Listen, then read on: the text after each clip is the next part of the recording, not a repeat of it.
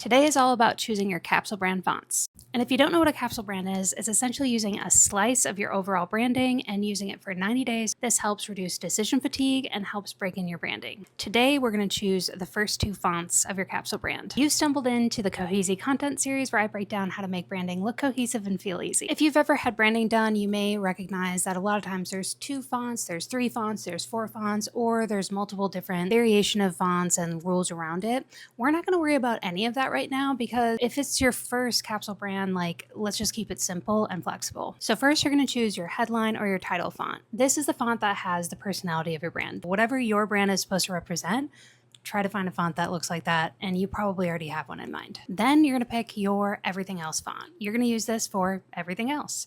And the key here is it has a large family to it. So it has an extra bold, medium, light. This way it'll be versatile enough to be able to cover all the bases for anything else you might run into. So if you're coming into this series and you don't have a fully developed brand yet, and you're like, you're selecting fonts, that's not really what this series is about, but I'll try to help you a little bit. So font pairing, it's a whole thing. There's like a million more qualified people than me to talk about this. This is how I do it. These are kind of key letter forms that you can match up with fonts to see if they are cohesive or not. Or things to look at is the shape of them, the angles of them, the proportions of them. So like this bottom X is a lot wider than the one above it. So what I do is I try to increase the font so it's about the same height, and I overlay them and just see if the shapes seem similar.